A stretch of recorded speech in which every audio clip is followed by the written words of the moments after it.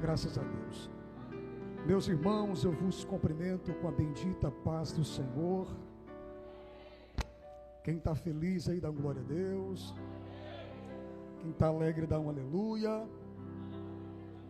Eu já quero tornar pública o meu sentimento de gratidão a Deus por essa tão honrosa e rica oportunidade que nos é franqueada de poder retornar a essa casa. E todas as vezes que eu venho aqui, sou muito bem recebido, com muita hospitalidade, com muito carinho, com muito amor, e me sinto em casa. Eu quero louvar a Deus pela vida de todos os meus queridos e amados irmãos em Cristo Jesus. Quero tributar a Deus toda a honra, toda a glória, todo o louvor, toda a adoração, porque dele, por ele e para ele são todas as coisas. Quero também estender, esses agradecimentos à pessoa do pastor Gabriel. Pastor Gabriel, amigo de longas datas já, que o Senhor nos deu. Que Deus continue abençoando sua vida, adjunto de sua muito digna esposa, de seu ministério, que Deus tem confiado em seus ombros. Que Deus abençoe toda esta igreja, os obreiros que têm auxiliado nesta obra, Encontrei um pastor com meu nome aí, ó. Pastor Eduardo, prazer, viu? Deus abençoe. Diácono Marcos também, Esteve com a gente lá, pregando na nossa congregação. E o homem tem Bíblia, viu, irmãos? Que Deus abençoe todos os irmãos. E eu me sinto muito honrado por estar aqui. Quem veio ouvir a voz de Deus, diga amém. Deus vai falar conosco. Fique de pé, irmãos. Estou ficando velho e eu noto tudo. Glória a Deus. Qual o tema da campanha, irmãos? Eu não ouvi, só tem irmã aqui na igreja? Cadê o povo pentecostal dessa igreja, irmãos? No 3, bem bonito, em alto e bom som, a plenos pulmões. 1, 2, 3. Nas mãos do oleiro. Para tanto, abra sua Bíblia no livro do profeta Chorão. Livro do profeta Jeremias, capítulo de número 18. Eu quero nessa noite seguir a temática desse culto, até porque essa temática é muito forte e muito oportuna para os nossos dias. Livro do profeta Jeremias, capítulo de número 18, leremos alguns versículos, começando do primeiro versículo, para nossa melhor compreensão daquilo que Deus quer ministrar ao nosso coração nesta noite. Se você perceber que do seu lado tem uma irmã ou um irmão com dificuldade de encontrar o texto em apreço, aí o crente é solidário, o crente tem que ser um gentleman, um cavalheiro. Se você perceber que ela está com dificuldade, que ele está com dificuldade, ajude essa pessoa a encontrar o texto, irmão. Tá certo? E se ele não tiver a Bíblia, eu não trouxe, não sei qual foi o motivo que ele não trouxe a Bíblia, aí você convida ele e ela para ler a leitura na sua Bíblia. Diz, irmão, você vai ter a honra de ler comigo, na minha Bíblia, esse texto. Mas como esse povo é muito, instruído aqui pelos seus pastores, todo mundo trouxe Bíblia, irmãos? Graças a Deus. Jeremias 18, quem achou, diga amém. O Senhor deu outra mensagem a Jeremias: desce até a casa do oleiro e lhe farei ali. Fui à casa do oleiro e o encontrei trabalhando na roda, mas o vaso de barro que ele estava fazendo não saiu como desejava. Por isso ele amassou o barro e começou novamente.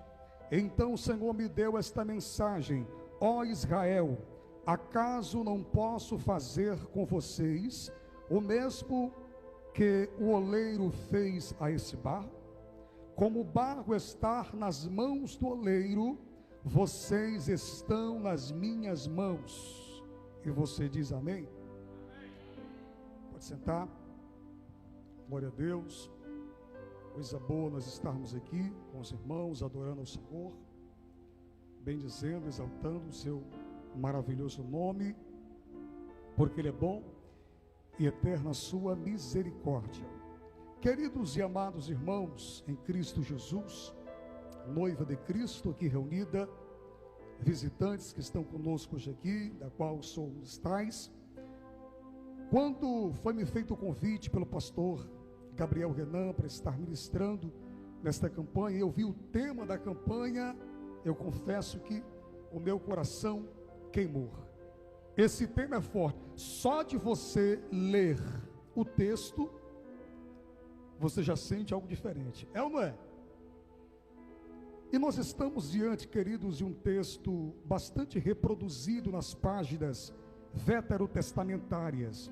Esse texto é um texto bastante conhecido de nós outros, bastante explorado nas páginas da Bíblia Sagrada, mas eu agradeço a Deus que a Bíblia sempre tem uma mensagem atualizada para os nossos corações. Não é que a Bíblia, como disse aquele apóstolo aí no Brasil, foi infeliz em dizer que a Bíblia está atrasada, de que a Bíblia está velha, de que a Bíblia é retrógrada, de que a Bíblia precisa de atualização. Não é a Bíblia que tem que se atualizar ao que eu acho, ao que eu penso, ao meu estilo de vida. Sou eu e somos nós que temos que nos atualizarmos àquilo que a Bíblia diz que nós precisamos viver. A Bíblia Sagrada, ela é sempre atual. O que se renova, segundo a Bíblia, o próprio Jeremias no livro de Lamentações vai dizer, são as misericórdias do Senhor. Lembro-me agora, pastor Gabriel, de uma célebre frase do saudoso evangelista Billy Graham. Billy Graham tinha uma frase que dizia: a Bíblia Sagrada é mais atual do que o jornal que circulará amanhã nas bancas. A Bíblia sempre será a inerrante, a infalível, a inalterada palavra de Deus. E quem acredita nisso, por gentileza, levante a sua mão assim para o céu. Eita glória, só para não perder o costume de adorar, glorifique a esse Deus que é tremendo, que é poderoso e está aqui em nosso meio nesta noite. Queridos e amados irmãos, quando nós abrimos a Bíblia Sagrada no livro do profeta Jeremias, no capítulo de número 18, nós temos uma mensagem muito impactante, uma mensagem que considero eu bastante propícia, oportuna e relevante para o contexto em que nós estamos inseridos.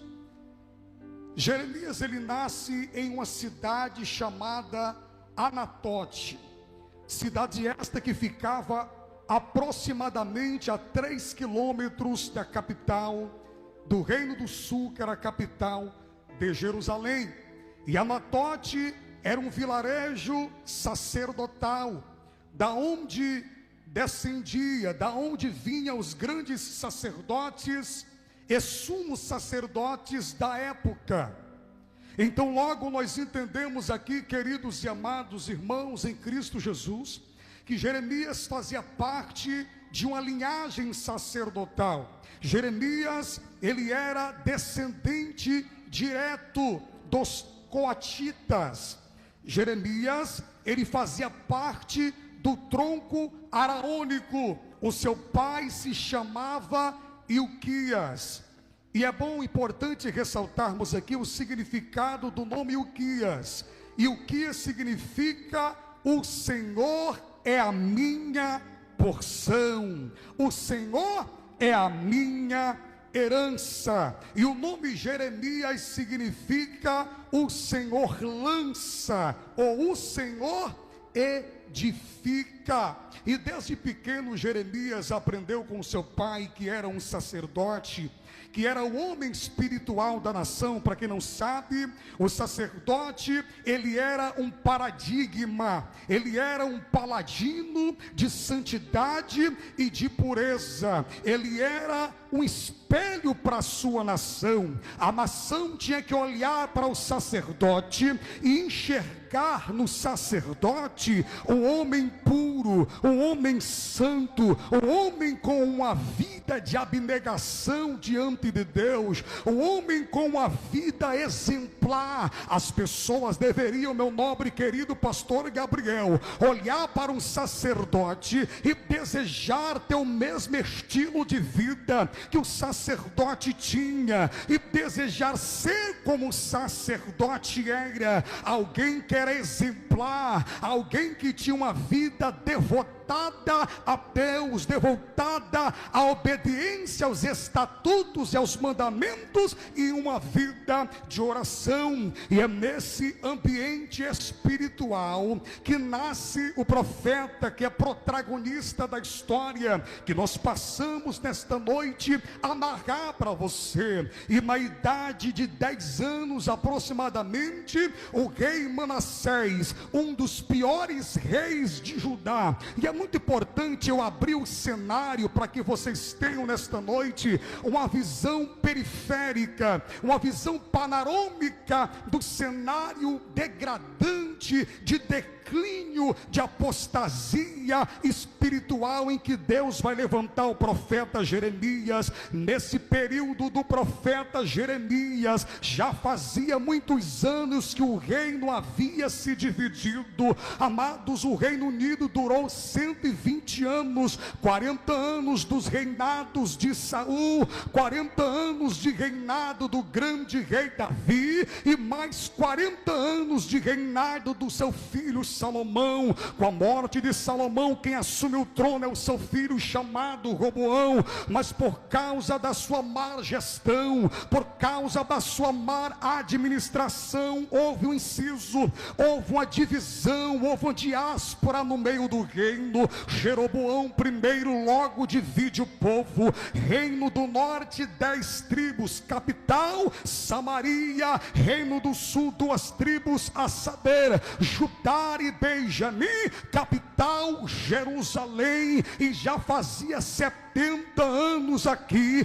que Tiglath-Pileser II havia cercado o reino do norte, havia cercado Samaria e levado os samaritanos para o cativeiro da Assíria. Agora Deus levanta, meu amigo pastor Gabriel, e você que me ouve nesta noite, o profeta Jeremias, em um período de declínio espiritual, em um período de apostasia. O que significa? A palavra apostasia é afastamento de Deus. Se apostatar da fé significa o abandono da fé, o abandono premeditado e consciente da fé. E nesse período o povo está vivendo um dos períodos mais negros, um dos períodos mais degradantes, um dos períodos mais deploráveis da sua história.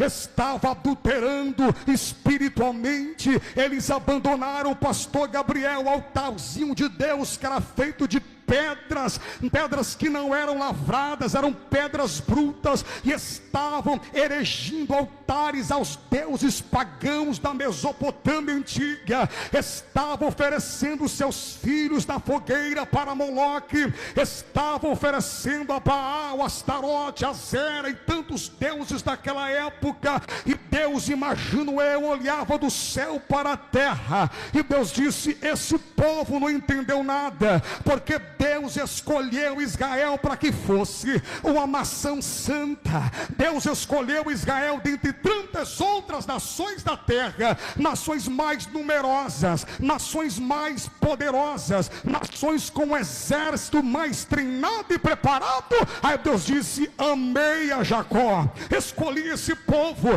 para ser um referencial, para ser um espelho, para ser um padrão de santidade. Mas o povo não entendeu nada. nada. É por isso que Deus levanta o profeta Jeremias para denunciar o estilo de vida promíscuo e imoral que o povo estava levando contra Deus. É por isso, pastor Gabriel, que nós pregadores nomenclaturamos Jeremias de um profeta chorão, de um profeta das lágrimas. Jeremias chorava tanto que ele escreveu um livro chorando, que é o livro de Lamentações. Jeremias profetiza por um período de 40 anos, 4 décadas profetizando, e Jeremias falando, e o povo não queria dar credibilidade, ouvindo a voz do profeta, e o profeta chorava no afã de ver o povo se arrepender, no afã de ver o povo se voltar para a oração, se voltar para Deus, se voltar para a palavra.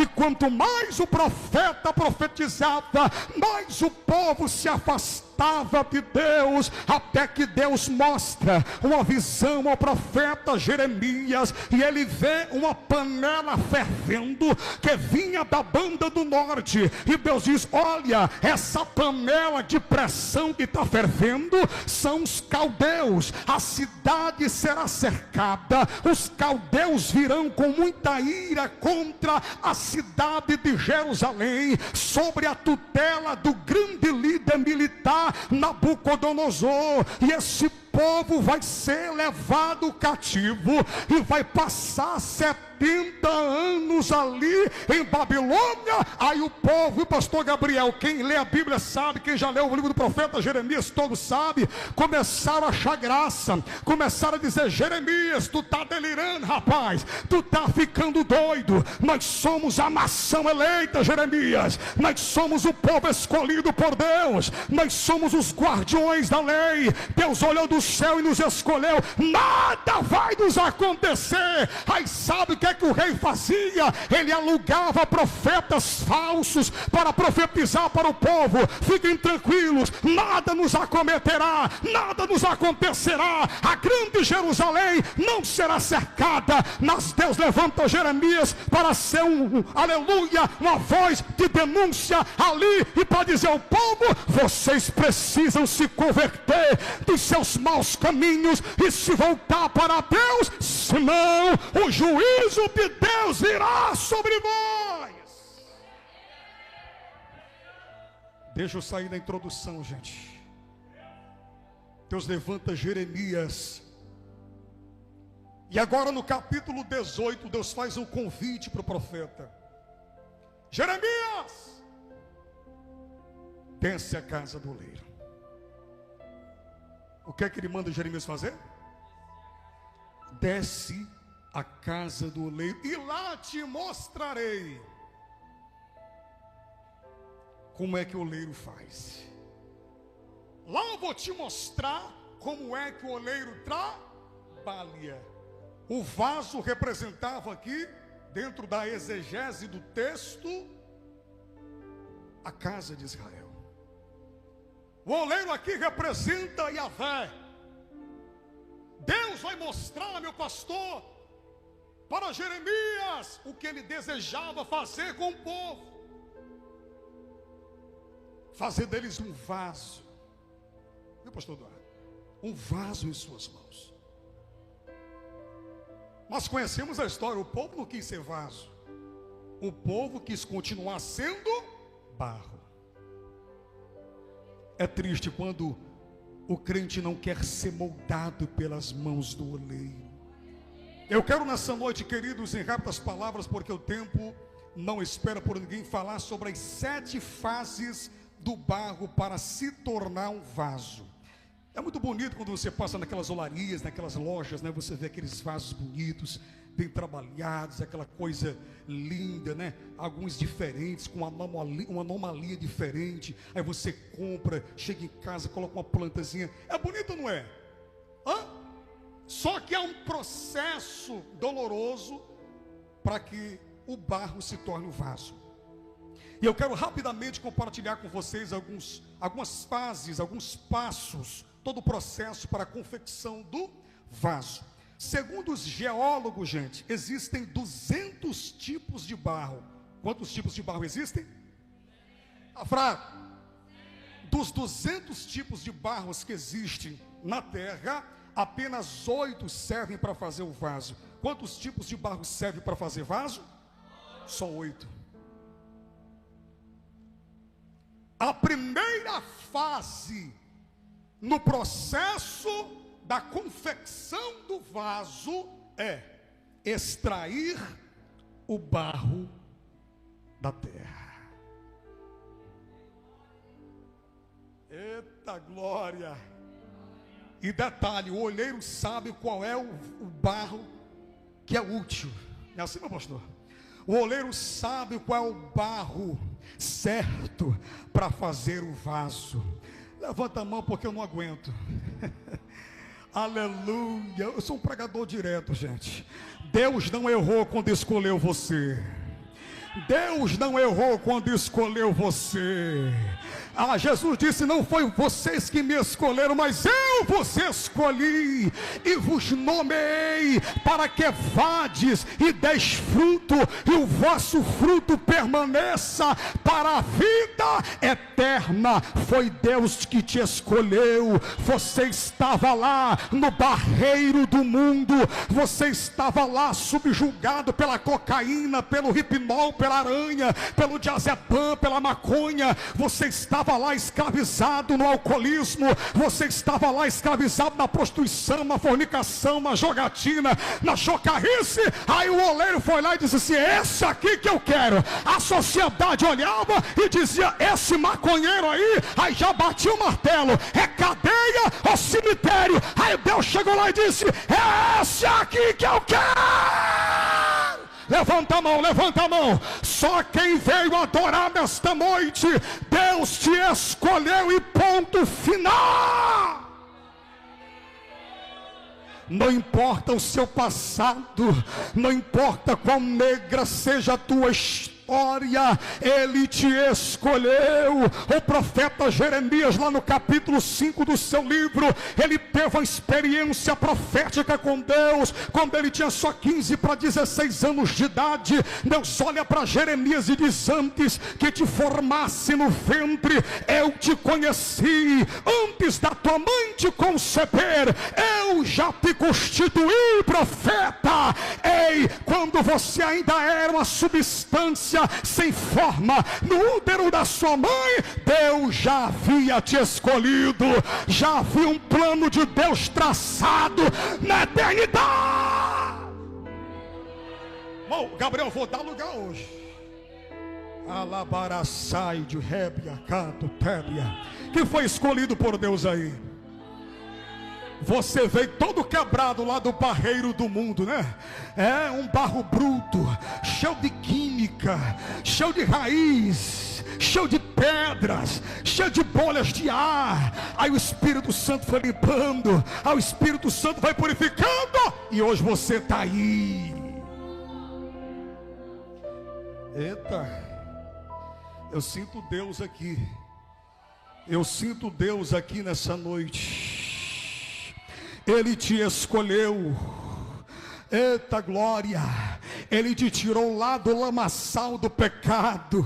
Ele te trouxe lá do império das trevas e te transportou para o reino do Filho do seu amor. Hoje você está aqui perdoado, diz a Bíblia em Romanos capítulo 8, versículo de número 1.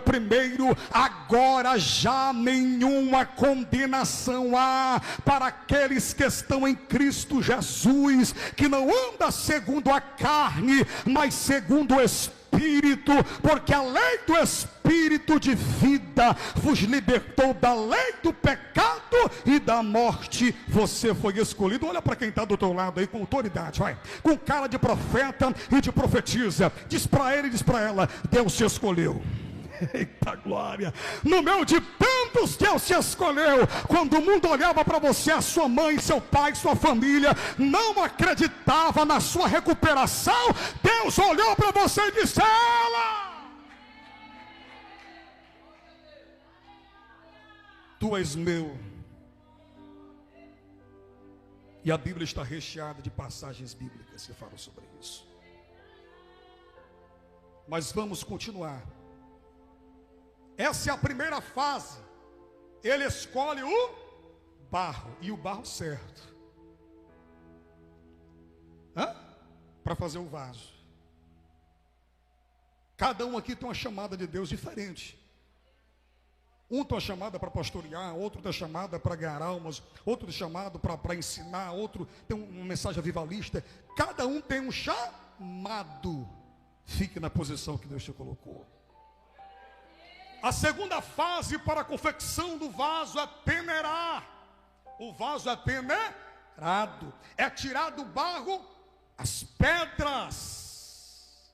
O que tem de crente, pastor Gabriel, com pedra no coração, não é brincadeira. Lázaro só pode ressuscitar se você remover a pedra. Jesus chega em Betânia, seu amigo Lázaro tinha morrido, estava com 4 dias. Quantos dias? Aí Jesus, depois de consolar Marta, ele vai dizer o quê? Tirai a pedra.